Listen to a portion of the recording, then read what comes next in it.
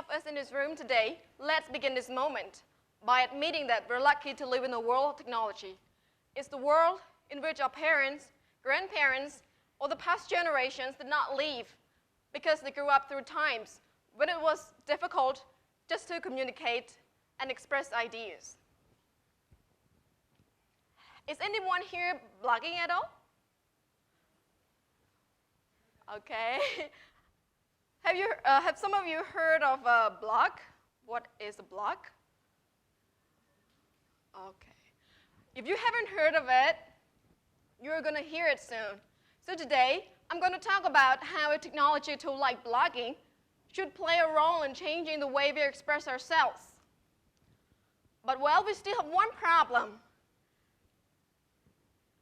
And the problem is that the means we use to voice our opinions might pose a threat on our well-being. Yeah, but today, I'm going to talk about how blogging has personally benefited me in 3 different ways.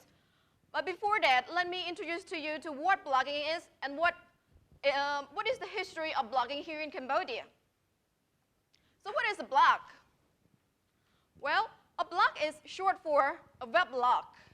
And it's just like a personal website which you can write about anything you're passionate about. You can write about your boyfriends or girlfriends. You can write about your cars. You can write about your pets. You can write about your family. And you can write about anything that comes into your mind. And blogging started on the internet in the late 1990s and has become hugely popular since 2003 worldwide, with estimates saying that there are more than 50 million bloggers around the world. Well, here's a photo of me and other Asian bloggers in the 2010 blogging festival in Malaysia. Over there, I was invited to speak on a panel about what the situation of blogging in Asia was like. And I got a lot of feedback from other participants saying that they're surprised to hear that Cambodia has a small but very active blogging community who likes to call themselves cloggers. Yeah, Cambodians did this stuff too. Awesome. And these are 2 photos of the most well-known bloggers here in Cambodia. You might be aware of who's in the first photo. It's former Kounila. Yeah, and the second photo is of TEDxPhnomPenh, who's in the audience right now. Well, in 2007, the Associated Press wrote about Cambodian blogging, saying that no one knew for sure who's the first blogger, but many believe that it's former Kounila who launched his personal website as far back as 2002, because he wanted to update his supporters about how he's doing in China or here in Cambodia. And as for Taram, he's probably the first ordinary citizen blogger to hit the internet because he started to blog in 2004. So it's clear, or it's obvious that young tech-savvy Cambodians are joining the king in impressing blog. And in my case, I choose to call my blog Blue Lady Blog. Well, some people might think that I blog because I always feel blue. Well, that may be part of the reason. I choose to write about my country. I choose about my experiences living here in Cambodia or when I travel. And there was this young student who approached me like a year ago. He asked me why I blogged and what I should blog about. And my answer to his question is simple. Blog what's troubling your mind. Because I blog when I feel sad, frustrated, confused about a certain experience when I live here. I can give an example why I blog, or what inspires me to blog. I remember that 2 years ago, my family had an argument with our neighbor who is so well connected to a politically powerful person in our neighborhood. And my parents were in a very depressing state, and so was I. So I had nobody else to turn to.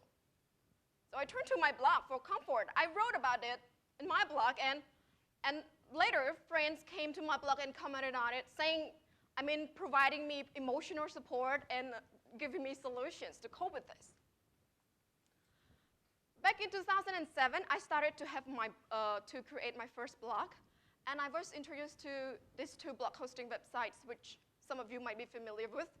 It's WordPress.com and Blogger.com.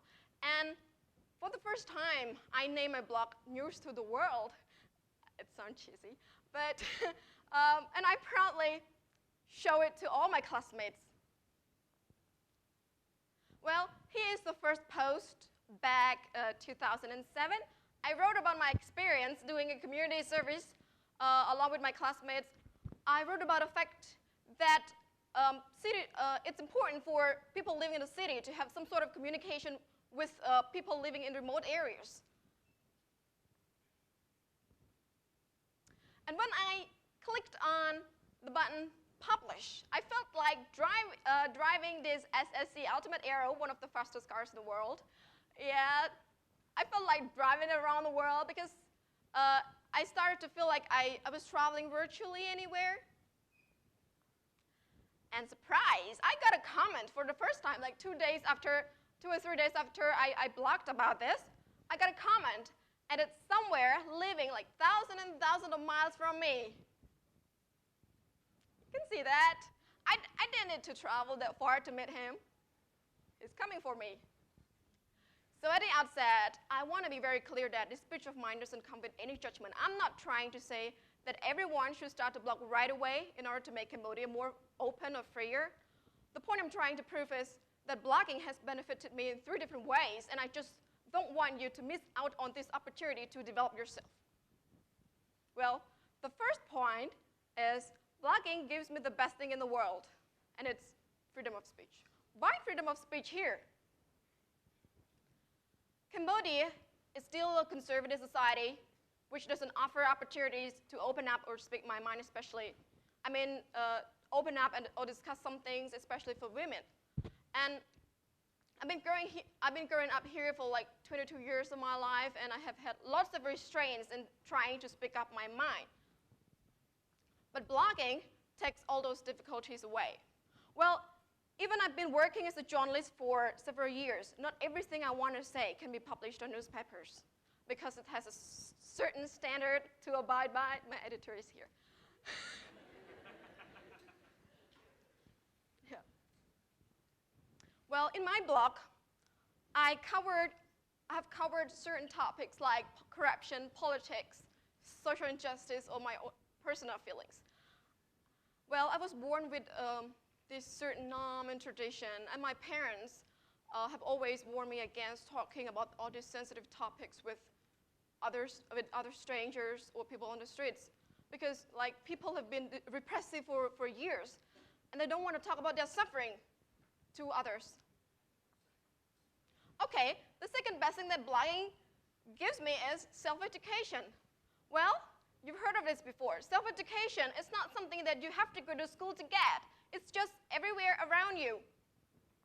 And why blogging gives me a self-education? Well, when I blog, or before I blog, I have to read and write more. I have to make observations. I need to make judgments for myself, and nobody is there like to tell me, hey, do this and do that. I was there, and I control my thoughts, and I learn new things by myself.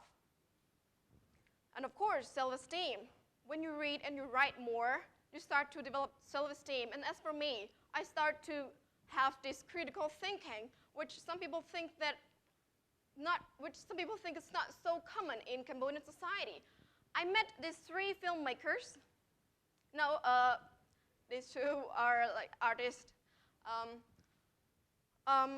They approached me and asked me about what I thought of the next generation of Cambodia. I gave them opinions, and suddenly they told me that I sound like somebody who was educated in the West for years. But all I could tell them was, I was born and raised here in Cambodia. That's the point. And the third thing is, blogging gives me knowledge and new perspectives. How could I gain all of these things? Well, through contacts with people from different places. They came to my blog and they exchanged ideas with me, which I'm so grateful for. And there's this friend who from Norway. He commented on my blog like 2 years ago, and like after an exchange of several emails, I started to realize that, or I found out that he's a social media expert, a famous one in Norway, and a long-time journalist in his country. And I thought, wow, blogging connects me with great people in the world. And here's the photo of Mr. Norbert Klein, who's so well known here in Cambodian society because he's the one who brought the internet access to Cambodia in 1993, and he has something remarkable to say about blogging. He says that blogging is a cultural revolution. From being tight-lipped about political discussions, about sensitive issues like poverty, corruption, social injustices, to being able to just discuss anything online, blogging reaches beyond my world, and especially what my society allows. And Jerome has something great to say as well. He believes that blogging is the new voice of the new generation. And because it gets discussions going on, and it's breaking social barriers we're living with every day. Well, I want to show you one of the great posts that I've done. I wrote about what can young Cambodians do for Cambodia. Well, it's in line with what one of the American presidents had to say. Ask not what your country can do for you. Ask what you can do for your country. Well, I elaborated on the fact that the Cambodian youth, which account for more than 30% of the whole population, should do something, should think of something and jump at it, rather than wait for opportunities to come for them. And like 2 weeks ago, this friend approached me and said that after he read this article, he got goosebumps. Ooh. And amazingly, it spurred him into action. He said he thanked me for writing this article, and it inspired him to put all his ideas into actions in order to empower the next generation, or his youth, his fellows. So, sadly, we cannot change everything overnight, and success comes with trials and errors. I hope that my generation will be able to find their own voice through a similar thing or a different thing which they find convenient for them. And it would be a better world if we can break all social barriers and simply share ideas. So it comes down to the fact that now just anyone can blog. So my friends, since you're here today, I have this short message for you. So why not start blogging about yourself, your community, and your country, and you will be there too. Thank you for your time.